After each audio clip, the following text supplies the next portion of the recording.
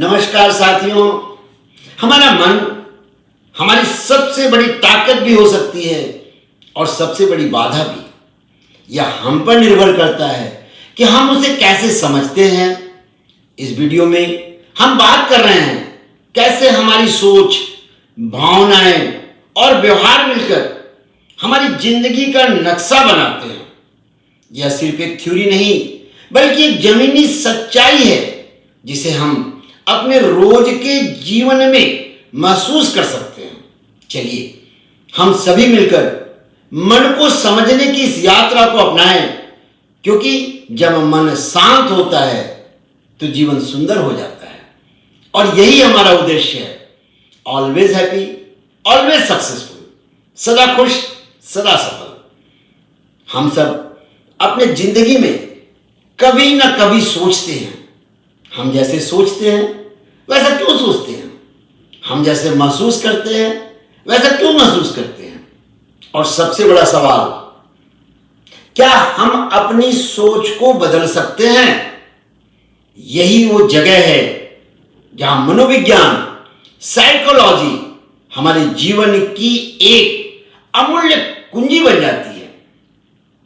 बहुत समय तक मनोविज्ञान को सिर्फ डॉक्टरों, थेरेपिस्ट या प्रोफेसर्स का क्षेत्र माना गया, पर यह सच यह है कि मनोविज्ञान सबकी रोजमर्रा की जिंदगी में हर दिन, हर क्षण साथ चलता है। जब हम निर्णय लेते हैं, जब हम रिश्तों में संवाद करते हैं और जब हम डरते हैं, हंसते हैं, रोते हैं, हम मनोविज्ञान को जी रहे होते हैं। हम सबके भीतर एक आंतरिक ब्रह्मांड है। हमारी सोच, भावनाएं, आदतें, डर, आकांक्षाएं, इन्हें समझना, संवारना और सकारात्मक दिशा देना ही मनोविज्ञान का सार है। हमारा विचार ही हमारा भविष्य बनाते हैं। सोचिए, जब कोई बात हमारे मन को दुख देती है तो शरीर भी थकता है। जब हम प्रेरित होते हैं तो पूरी ऊर्जा दौड़ जाती है नस नस में। यानी कि मन और शरीर का संबंध अविभाज्य है। अब प्रश्न उठता है, क्या हम अपनी सोच को जान सकते हैं? हाँ, बिल्कुल। मनोविज्ञान हमें यह समझने में मदद करता है कि हम कैसे सोचते हैं, क्या कुछ चीजें हमें ट्रिगर कर सकती हैं और कैसे हम उस पैटर्न को पहचान कर उसमें बदलाव ला सकते हैं। हमारे जीवन में जो समस्याएं हैं उनमें से अधिकतर का हल हमारे दृष्टिकोण में छिपा होता है। कभी कभी हम सोचते हैं, अब रोन लेने से क्या होगा, या जो बीत गया उसे भूल जाओ। लेकिन हम जानते हैं कि बीता हुआ हमेशा हमारे भीतर कहीं ना कहीं जिंदा रहता है। मनोविज्ञान हमें यह सिखाता है कि भावनाओं को दबाना नहीं बल्कि समझना जरूरी है। जब हम अपनी भावनाओं को सुनते हैं, गुस्से को, उदासी को, डर को, तब हम खुद से जुड़ते हैं। और जब हम खुद से जुड़ते हैं तब हम दूसरों से भी बेहतर से जुड़ पाते हैं। केवल शब्दों का नहीं, संवेदनाओं का होता है मनोविज्ञान। हमें यह सिखाता है कि संवाद में सबसे जरूरी क्या है, वह है सुनना। जी हां, सुनना।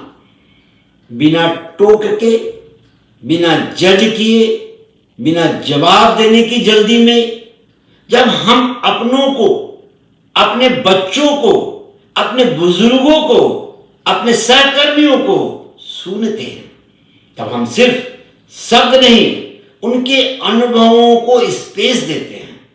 इस स्पेस में ही जुड़ाव होता है और जुड़ाव से ही रिश्तों की गहराई बनती है। हर दिन तनाव हमारे दरवाजे पर दस्तक देती है।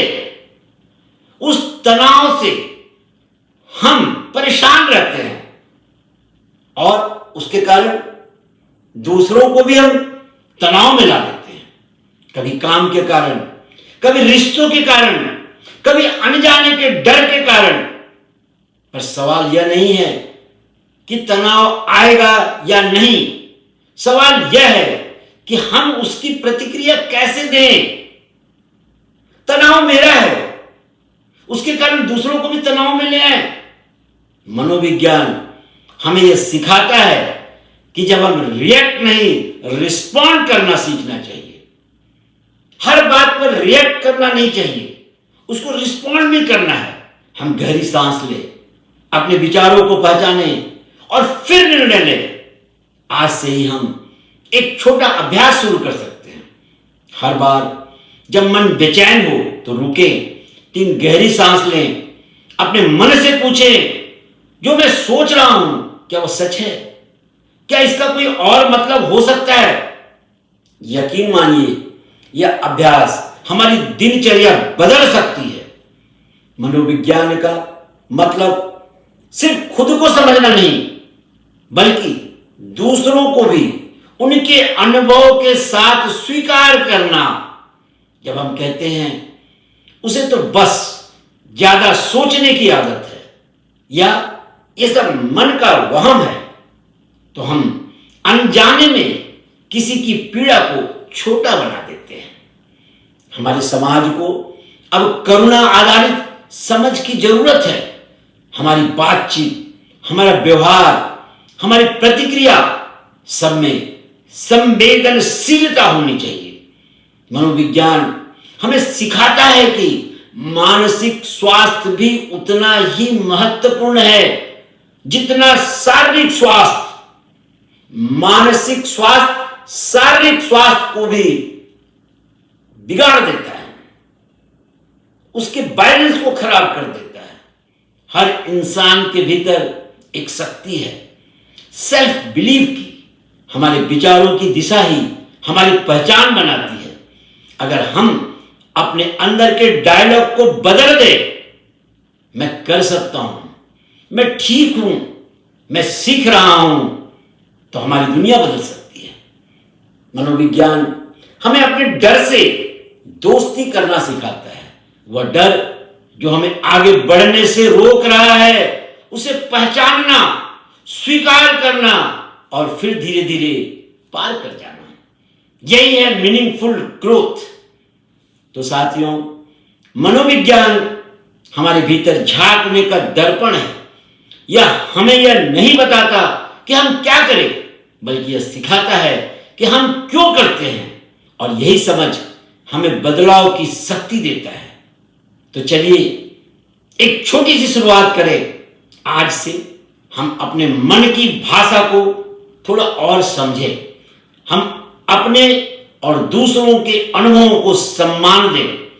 हम खुद को और दूसरों को जज करने के बजाय समझने की कोशिश करें, क्योंकि बदलाव बाहर नहीं, भीतर से शुरू होता है। और जब हम खुद को बेहतर समझते हैं, तभी हम दुनिया को भी बेहतर बना सकते हैं। तो आइए हम तनाव से नहीं, तनावग्रस्त से मुक्ति ले। तनाव तो होगा ही, लेकिन उस तनाव में हम ग्रसित नहीं होंगे और न दूसरों को ग्रसित करेंगे। धन्यवाद।